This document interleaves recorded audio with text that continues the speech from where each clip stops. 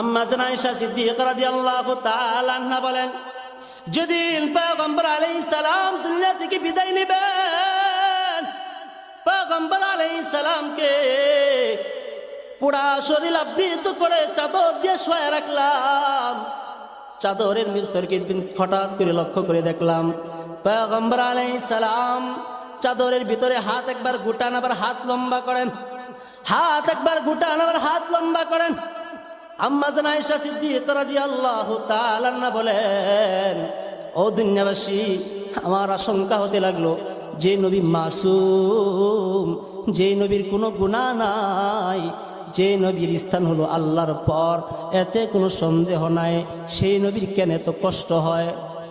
আম্মা জান আয়েশা সিদ্দিকা রাদিয়াল্লাহু তাআলা আনহা বলতেছেন, যখন আমি নবীজির চাদর মুবারক উঠাইলাম, তাকে দেখলাম দুনিয়াবাসী, আমার ধারণা ভুল হইল, আমার ধারণা নিশ্চিত হয়ে গেল। আমি তাকে দেখলাম পয়গম্বরের এমন কোন পশম মুবারক নাই যেই পশমের গোড়া থেকে ঘাম বের হচ্ছে না। এমন সময় দরজার বাহির থেকে কে যেন ডাকে, আসসালামু আলাইকা ইয়া রাসূলুল্লাহ, আসসালামু আলাইকা ইয়া হাবিবাল্লাহ। ভিতরে ঢোকার অনুমতি দিবেননি। আল্লাহর রাসূল বিছানা থেকে উঠতে পারেন না, আল্লাহর রাসূল সোজা হয়ে বসতে পারেন না, মাথাটা অনেক কষ্ট করে দরজার দিকে ফিরায়া আম্মা জান ফাতেমাকে বললেন, ও আদরের কন্যা ফাতেমা, দেখো না ঘরের বাইরে কি যেন আসছে, আমাকে বারবার সালাম দেয়। আল্লাহর রাসূল আম্মা জান ফাতেমাকে ঘরের দরজা খুলতে বললেন। আজরাইল তো দেখা যায় না, যে ব্যক্তি মৃত্যুর সাধন করবে সেই একমাত্র আজরাইল আলাইহিস সালামকে দেখতে পারে। আল্লাহ তাআলা ডাক দিয়ে বলেন, ও আজরাইল, তুমি প্রকাশিত হয়ে যাও, প্রকাশিত হয়ে যাও। কারণ হলো আমার নবীর কন্যা ফাতেমা যদি ঘরের দরজা খুলে দেখে কেউ নাই, তাহলে আমার নবীর কথা মিথ্যা হয়ে যাবে, এই জন্য তুমি প্রকাশিত হয়ে যাও। হযরত আজরাইল আলাইহিস সালাম ঘরের দরজা খুলে দেখলেন আজরাইল আলাইহিস সালাম কে যেন দাঁড়িয়ে আছেন, কে যেন দাঁড়িয়ে আছেন। আম্মা জান ফাতেমা আল্লাহর রাসূলকে ডাক দিয়ে বলেন, ও বাবা, এমন একজন ব্যক্তি দাঁড়ানো যে ব্যক্তিকে ইতিপূর্বে দেখি নাই, মক্কাতেও না মদিনাতেও না, যে ব্যক্তির হাতগুলো হলো বিশাল, যে ব্যক্তির পা গুলো হলো বিশাল। ও ইয়া রাসূলুল্লাহ, আমার বাবা, এমন একজন ব্যক্তি দাঁড়ানো আছে যে ব্যক্তির পুরা শরীর হলো সাদা কাপড়ে আবৃত, চক্ষুগুলো হলো অগ্নিরুক্ষার মতো। ও বাবা, বলো না সে কে? আল্লাহর রাসূল ডাক দিয়ে বলে, হাযা মালাকুল মাউত, ইয়ানি জিবরাইল, ইয়ানি আজরাইল, ইয়ানি লাযযাত। ও মা ফাতেমা, হাযা মালাকুল মাউত। সে আর কেউ না, সে আর কেউ না, সে হলো মালাকুল মাউত, আজরাইল আলাইহিস সালাম। আমার দরজায় এসে উপস্থিত, আমাকে নিয়ে যাওয়ার জন্য এসেছে।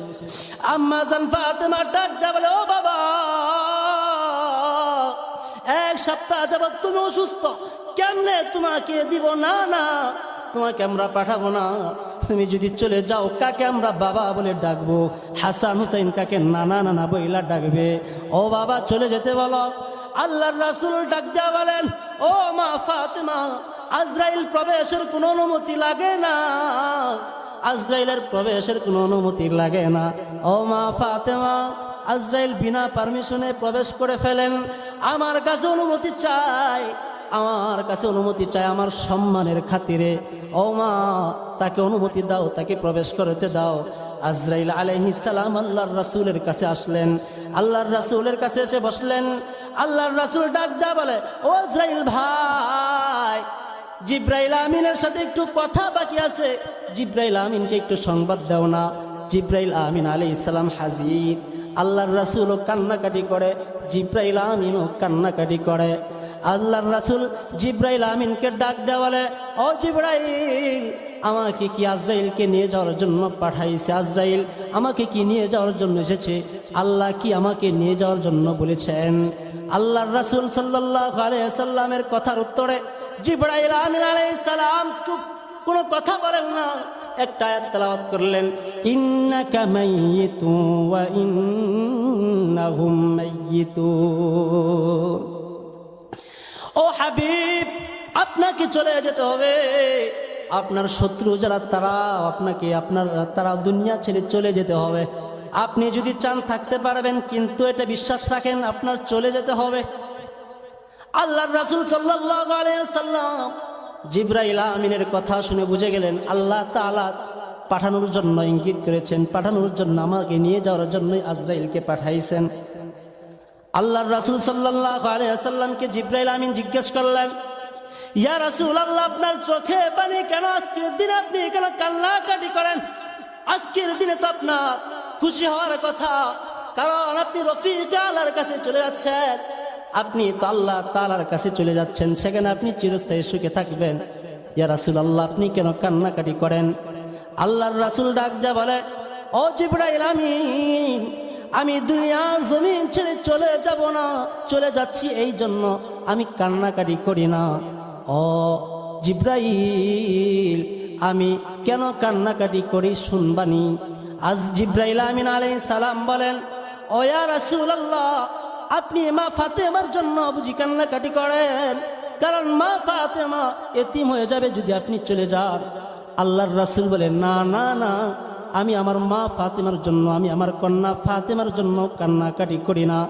জিবরাইল আমিন ডাক দেয়া বলে, ইয়া রাসূলুল্লাহ, আপনি বুঝি হাসান হুসাইনের জন্য কান্নাকাটি করেন? আল্লাহর রাসূল বলেন, না না না, আমি হাসান হুসাইনের জন্য কান্নাকাটি করি না। আল্লাহর রাসূল ডাক দেয়া বলে, কেন কান্নাকাটি করি শুনবানি? আমি কান্নাকাটি করি আমার গুনাহগার উম্মতের জন্য।